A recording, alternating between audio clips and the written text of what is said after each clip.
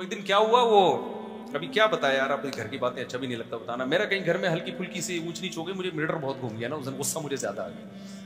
میں نے کہا یار اب میں گھر میں رہا تو پھر لڑائی ہو جائے گی, تو گھر سے شارٹ ہو جاؤ, بہتر یہی ہے کہاں چلے جاؤ, گھر سے نکل جاؤ. سب سے بہتر طریقہ یہی ہوتا ہے, میاں بیوی میں کہیں اونچ نیچ ہو جائے تو گھر سے نکل جاؤ.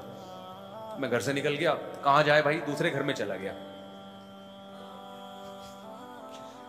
اچھا جب غصے میں آدمی ہوتا ہے تو اس کو چھوٹی بات بہت بری لگتی ہے. دوسرے گھر میں کوئی چھوٹی سی بات تھی جو زیادہ بڑی نہیں تھی لیکن میری مرضی کے خلاف تھی وہ, تو میں چونکہ غصے سے آیا تھا تو مجھے وہ چھوٹی بات لگی بری, تو میں نے ڈانٹ دیا ذرا زور سے. حالانکہ وہ اتنی ڈانٹنے کی بات نہیں, غصہ پہلے ادھر آیا ہوا تھا, تو میں نے کہا پارسل کرو نا کہیں تو نکالو اس کو. اچھا مجھے اندازہ ہوا کہ یار یہ تھوڑا میں نے کیا کر دیا ہے, یہ اتنا بنتا نہیں تھا, لیکن میں چونکہ خود غصے میں تھا تو میں نے وہ پارسل کر دیا. اب میں نے کہا اب یہ نہیں جنگ یہاں پہ جھڑپیں نہ شروع ہو جائیں, کہیں یہاں سے بھی کیا کرو, موو کرو فوراً. گورے کو یہ باتیں سمجھ میں نہیں آئی. ہم وہاں سے نکلے, اب تیسرے گھر میں جاؤ تو ایسا نہ ہو کہ وہاں کچھ اور ہو, تو میں نے کہا دفتر ہی سب سے بہتر ہے, آفس. مجھے غصہ بہت شدید آیا ہوا تھا نا, یہ پرسوں ترسوں کی بات ہے. میں اس غصے کی کنڈیشن میں آیا آفس. جیسے ہی آفس میں گھسا ہوں, ایک صاحب بیٹھے ہوئے ہیں, یہ دارالعلوم کرنگی سے 2 علماء آئے ہیں آپ سے ملاقات کے لیے. اب بے وقت کوئی بندہ آئے نا, اس سے آدمی کو, اور مجھے تو بہت زیادہ غصہ آتا ہے کہ میں ریلیکس ہونے کے لیے آیا ہوں اور ابھی میرا دماغ نارمل کنڈیشن میں نہیں ہے, اچانک 2 بزرگ شخصیات ملاقات کے لیے آ جائیں تو آدمی پہلے نارمل ہوتا ہے تو بات کرتا ہے نا کسی سے. لوگ تو وہ تو بیچارے مولانا تھے, اب کیا کہہ سکتا ہوں میں, بزرگ نہیں تھے, نوجوان مولانا تھے وہ. میں نے کہا یار ان کو سناؤ ٹائٹ قسم کی نا, کہ بھائی آپ پہلے ٹائم لے لیتے, آدمی ہر وقت ایک جیسی حالت میں نہیں ہوتا, بے وقت آپ آ کے ٹپک گئے. اب میں جیسے ہی اندر گھسا ہوں تو بندے نے بتایا کہ یہ 2 آئے ہیں آپ سے ملاقات کے لیے. اب میں پھیکی تکلف والی مسکراہٹ, السلام علیکم, آپ سے مل کے دل تو چاہ رہا تھا کہ بالکل بھی خوشی نہیں ہوئی ہے, کیونکہ میں تو آیا ہوں تھوڑا, جتنا بھی غصہ آ رہا ہو نا, اصول یاد رکھو, گھر سے نکل جاؤ, آدھا 1 گھنٹے بعد آدمی نارمل ہو جاتا ہے. غصے کی کنڈیشن میں وہاں رہنا بہت خطرناک ہے. یہ میرا تجربہ ہے, ہمارے سے زیادہ کس کا تجربہ ہوگا, آپ کا ایک کا تجربہ ہوگا, ہم نے تو بہت سارے تجربے ہیں ہمارے پاس, ہول سیل کے حساب سے تجربے ہیں. میں تو تجربہ سینٹر کھولنا چاہ رہا ہوں اب. حقیقت ہے اس کا اصول یہ ہے کہ غصے میں, کیونکہ آدمی جتنا بھی نیک ہو, ہم تو کوئی بہت نیک بھی نہیں ہے, بہت نیک تو دور کی بات, ہم تو کوشش کر رہے ہیں نیک بننے کی, تو ہم جیسوں کو تو بھائی سیدھی سی بات ہے, آدمی ڈر جاتا ہے, اپنے اوپر کبھی اعتماد نہیں کرنا چاہیے, غصے میں کبھی صحیح فیصلے ہوتے ہیں انسان سے. تو میرا تو اصول ہے, زیادہ آ رہا ہے گھر سے نکلو بھائی, جاؤ باہر جا کے بیٹھو, تو ریلیکس ہو جاتا ہے, پھر اس کے بعد نارمل کنڈیشن میں آتا ہے. اور یہ ہر شخص پر ہوتی ہے, کوئی ایسا نیک دنیا میں نہیں ہے کہ جی وہ غصہ ہی نہ آتا ہو, بالکل ریلیکس ہی رہتا ہو, ایسا کچھ نہیں ہوتا. اگر کوئی ایسا بول رہا ہے تو پاگل ہے, وہ نیک نہیں ہے. تو میں نے کیا کیا, میں جب دفتر میں آیا ہوں تو 2 بیٹھے ہوئے, پگڑی بھی باندھی ہوئی, داڑھی بھی ان کی, آپ سے ملاقات کے سلسلے میں حاضر ہوئے. مجھے آیا غصہ کہ یار ایک تو بے وقت آ گئے, اور میں ابھی میں نارمل کنڈیشن میں ہوں, میں آپ کے سامنے بیٹھ کے کیسے بات کروں. میں بیٹھ گیا, کیونکہ مجھے لگا میں جاؤں گا یہ ان کی بے اکرامی نہ ہو جائے. تو مجھے خیال ہوا کہ یار اگر میں بیٹھا رہا تو بے اکرامی کا زیادہ خطرہ ہے, الٹی بات کر دی نا انہوں نے, تو میں ان کو پارسل کر دوں گا جواب دکھا کے. ابھی میں نارمل نہیں ہوں. میں نے ان سے کہا مجھے ایک بہت ضروری کام ہے, بڑی مشکل سے اپنے آپ پر قابو کیا میں نے, بالکل نارمل, تاکہ ان کو پتہ نہ چلے. میں نے کہا مجھے ایک بہت ضروری کام ہے, آپ بیٹھے, میں آتا ہوں. ان کو بٹھا کے, وہ جو بیچارے گارڈ ہیں نا ہمارے, ان کے کمرے میں جا کے میں بیٹھ گیا آرام سے. آدھا پونے گھنٹے میں جب میں ریلیکس ہوا, اپنے آپ کو ذرا میں نے مصروف کیا دوسرے کاموں میں, یوٹیوب پہ کوئی ویڈیو دیکھی, کوئی پرینک دیکھا, کوئی مزاحیہ, آج کل عجیب عجیب چیزیں آ رہی ہیں مارکیٹ میں. تھوڑا جب میں ریلیکس ہو گیا اور مجھے اندازہ ہو گیا کہ اب وہ بالکل آثار ختم ہو گئے ہیں, پھر میں نے ان کو بلایا. کس سلسلے میں حاضر ہوئے, اب آپ سمجھو, یہ بڑا مزیدار واقعہ ہے. ان میں سے ایک مولوی صاحب, نوجوان مولوی صاحب, انہوں نے کہا میں دوسری شادی کر کے پھنس گیا ہوں, اس سلسلے میں حاضر ہوں. میں نے سوچا اس کو میں کیا سمجھاؤں کہ میں ابھی پھنسا ہوا, تو ابھی تو نکلا ہوں میں تھوڑی دیر پہلے, ابھی میں خود پھنسا ہوا تھا. یہی تو ہوا ہے میرے ساتھ. ایک میں کیا ٹینشن ہے بھائی, یہ مسائل تو 2-3 جب ہوں گی تو کچھ نہ کچھ تو ہوگا نا. کیا خیال ہے, ایک والے کو کیا پتا ہے یار,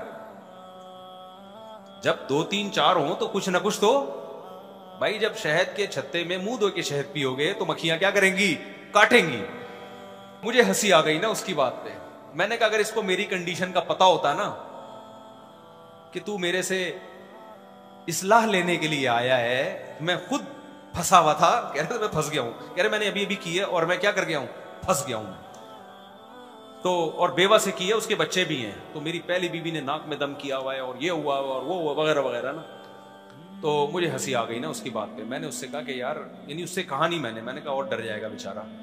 تو دل میں میرے یہ تھا کہ میں خود پھنسا ہوا تھا. آدھا ابھی تھوڑی دیر پہلے میں نکلا ہوں, ورنہ میں تو آدھے گھنٹے سے تو پھنسا ہوا ہی تھا نا میں. اچھا, تو کہنے لگے مجھے کیا کرنا چاہیے. میں نے پھر اس سے پوچھا. اب دیکھو, میں اگر غصے کی کنڈیشن میں ان کو مشورہ دینا شروع کر دیتا تو صحیح مشورے نہیں دیتا. نارمل کنڈیشن میں آ گیا. اس لیے میں کہتا ہوں جب بھی آؤ نا, ٹائم لے کے آؤ. ہر وقت ہر آدمی اس موڈ میں نہیں ہوتا کہ آپ اس کے سر پہ کھڑے ہو جاؤ. لوگ بہت زیادہ اصرار کر رہے ہوتے ہیں.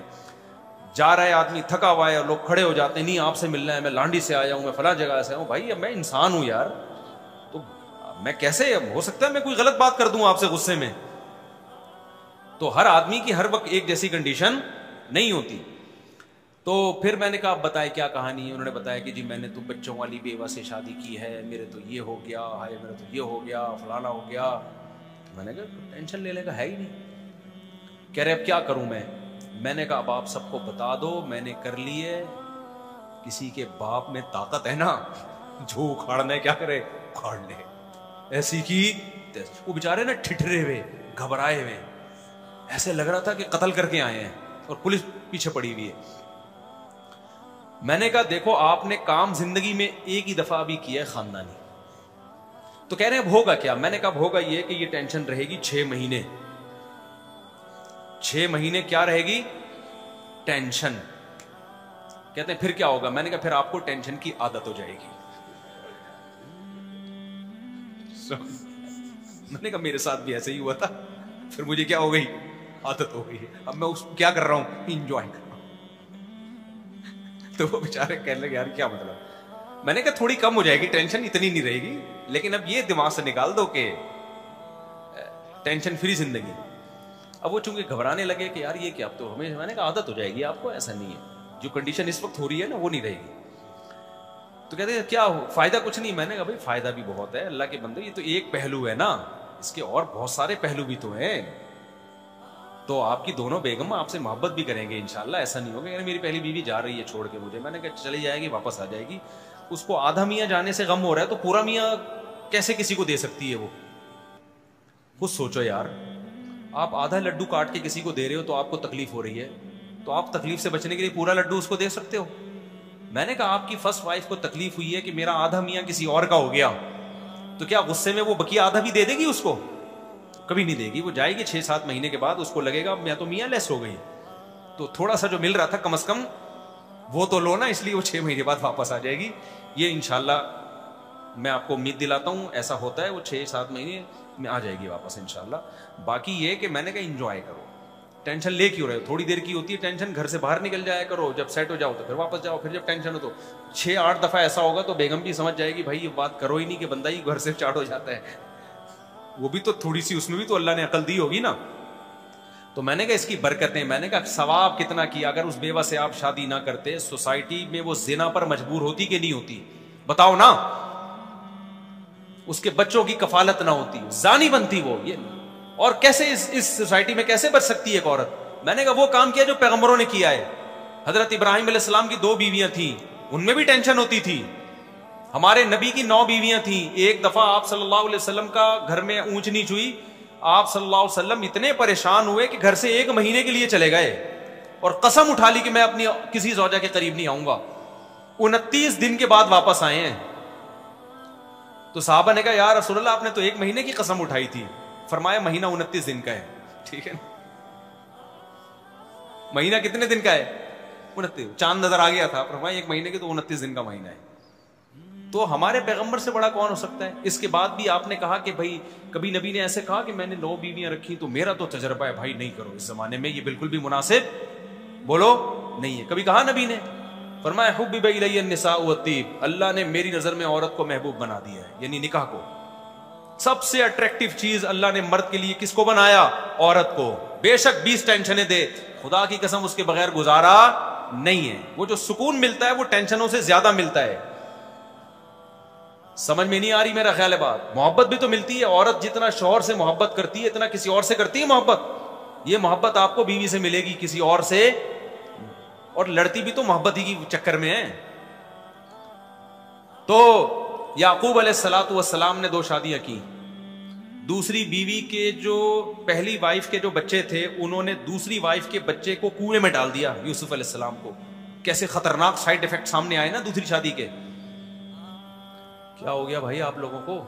یعقوب علیہ السلام کی جو پہلی وائف کے بچے تھے انہوں نے دوسری وائف کے بیٹے کو، سوتیلے بھائی کو اٹھا کے کہاں ڈال دیا؟ کنویں میں. کس قدر خطرناک سائیڈ افیکٹ سامنے آئے نا دوسری شادی کا. تو کبھی ملتا ہے میں یعقوب علیہ السلام نے اپنے بچوں کو کہا کہ بھائی میرا تو تجربہ بہت خطرناک رہا، تم لوگ یہ کام نہ کرنا. سوتیلے بھائی ہوتے ہیں ان میں جیلیسی میں پتہ نہیں کیا کیا ہو جاتا ہے. نہ یعقوب علیہ السلام نے اس کے بعد بھی ایک اور نکاح کیا ہے. جب یوسف علیہ السلام گم گئے تھے تو پھر بھی ایک نکاح کیا. اور آگے ان کی اولاد میں موسیٰ علیہ السلام پیدا ہوئے، انہوں نے 4 شادیاں کی. انہوں نے یہ نہیں کہا کہ میرے دادا یعقوب علیہ السلام نے 2 کی تھی، اس کے کتنے سائیڈ افیکٹ سامنے آئے تھے تو میں تو اب ایک ہی کروں گا. انہوں نے بھی 4 کی. تو یہ تمام سائیڈ افیکٹس کے ساتھ ہی یہ عمل کیا ہے؟ سنت. اسی میں اللہ نے برکت رکھی ہے، ان تمام ٹینشنوں کے ساتھ. اور یہ چھوٹی ٹینشنیں ہیں، یہ آپ کو بڑی ٹینشنوں سے بچاتی ہیں. نہیں آئی بات سمجھ میں تو کر کے دیکھ لو، اور تو دیکھو پھر آپ کو لگے گا کہ یار اس میں فائدے زیادہ ہیں، ورنہ وہی خیریت ہے. پھر دیکھو بالکل ٹینشن فری تو ایک بھی نہ کرو پھر شادی، پھر گورے والی لائف ہے. تو کوئی جھگڑا نہیں ہوتا ان کا، کوئی پھڈا نہیں ہوتا، لیکن لٹکتے ہیں بےچارے ڈپریشن میں جا کے. آخر میں خودکشیوں کے ریشو بہت ہیں زندگیوں میں، کسی کو کسی پہ وہاں اعتماد نہیں ہے. اب جو لبرل طبقہ ہمارا وجود میں آ رہا ہے نا، شادی کر کے بھی بیوی پہ اعتماد نہیں ہوتا، پتہ نہیں کہاں کہاں چکر چل رہا ہے. عورت کو شوہر پہ اعتماد نہیں ہوتا، پتہ نہیں کہاں کہاں چکر چل رہا ہے اس کا. تو میں نے وہ جو بیچارے نے بیوہ سے کی ہے نا، میں ان کو بڑی حوصلہ دلایا. میں نے کہا آپ نے جنت کما لی بھائی اپنے لیے، باقی یہ موسٹ وانٹیڈ لکھ دو اپنی بائک کے پیچھے. کیونکہ جو آپ کو لوگ جب ٹینشن دیں اور آپ ٹینشن لینا شروع کر دو نا تو لوگ اور زیادہ دیتے ہیں. تو میں نے کہا ہمیشہ ٹینشن دینا سیکھو، لینا مت سیکھو. ان کو میں نے ایسے حوصلہ دلایا. کہنے کیسے؟ میں نے کہا اب آپ نے جب کی ہے لوگ آپ کو برا بلا کہہ رہے ہیں، ہائے چھوٹے چھوٹے بچے پہلی کے ان پہ ترس نہیں آیا، اور ہائے ہائے یہ ہے نا، ہائے ہائے یہ ہائے ہائے بہت کر رہے ہوتے ہیں.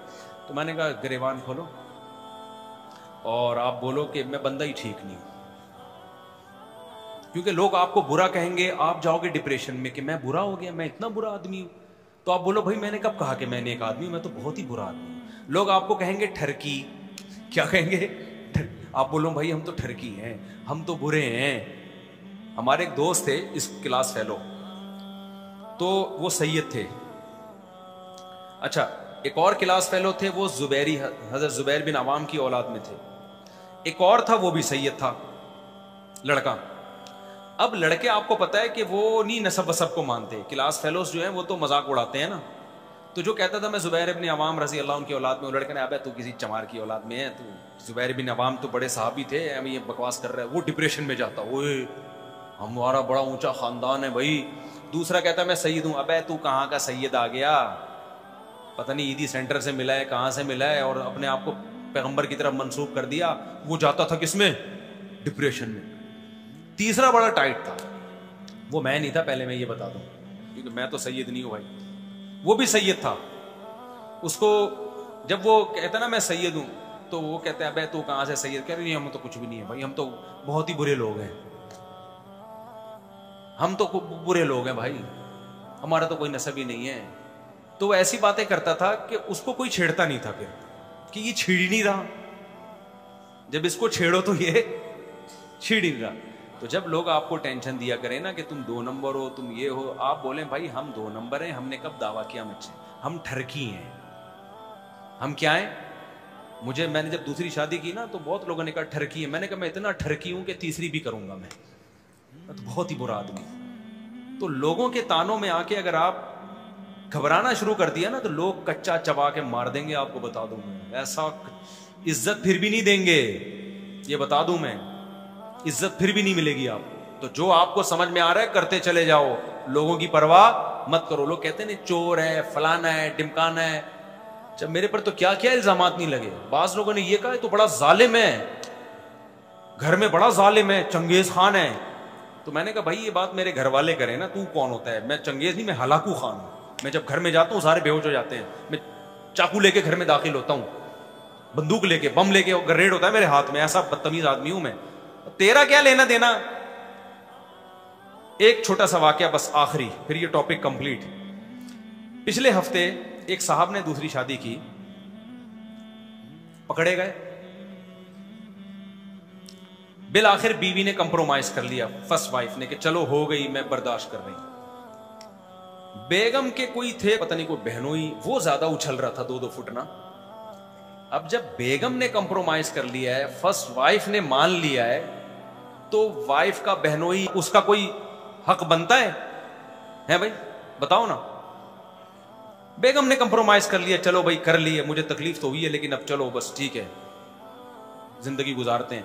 بیگم کو کا ریئیکشن سمجھ میں آتا ہے, اس کو تو میں کہتا ہوں برداشت کرو, بیچاری کو تکلیف ہوئی ہے, اس سے بدماشی سے بات مت کرو. آپ نے جب دوسری کی نا اور بیگم رو رہی ہے تکلیف, تو پھر بدماشی نہ دکھاؤ, دیکھتا ہوں میں تیسری بھی کر کے دکھاؤں گا, یہ بے موقع ہے. یہ بدماشی کیا ہے؟ اس کا زخم صحیح زخم ہے. عورت کو شوہر سے محبت ہوتی ہے بھائی, وہ محبت ڈیوائڈ ہوتے ہوئے بہت مشکل ہوتا ہے اس کے لیے برداشت کرنا. تو اس کو بدماشی نہ دکھاؤ کہ میں تو ایک اور کروں گا, نہیں, یہ بے موقع بات ہے. اس کو بتاؤ بیگم کیا کروں میں, مفتی صاحب کے بیان میں بیٹھتا تھا, ہو گئی غلطی ہو گئی. اس کو تو یہ بتاؤ مجھے تم سے بہت محبت ہے, ہونی بھی چاہیے. اس کو ٹائم بھی زیادہ دو, شروع میں اس کے زخم پہ جو ہے نا مرہم کی ضرورت ہے. اس کو بدماشی سے نہیں, اس کو محبت دو, عزت دو, پہلے سے زیادہ پروٹوکول دو. کوئی پڑوسی آ رہا ہے لڑنے کے لیے, اس سے بدماشی دکھاؤ کہ تیرا کیا. میں تو بدماشی سسرال میں نہیں دکھا رہا تھا, میں بدماشی اڑوس پڑوس میں دکھا رہا تھا جن کو تکلیف ہو رہی تھی دوسری شادی پہ. تو اب کیا ہوا کہ وہ مجھے اپنی پوری کہانی نا انہوں نے سنائی. یہ 1.5-2 ہفتے پرانی بات ہے. کہنے لگے کہ میں جو ہے میں برداشت کرتا رہا, بیگم تو میری مان گئی, اس کو میں نے محبت سے سمجھایا, لیکن وہ آئے تو وہ انکل تھے, وہ انکل بھی یعنی وہ جوانی انکل تھے وہ, تو وہ یہ کہ وہ بہت زیادہ کر رہے تھے, بہت زیادہ. جب انہوں نے کہا کہ تو مجھ سے ایک بہت بڑی غلطی ہو گئی.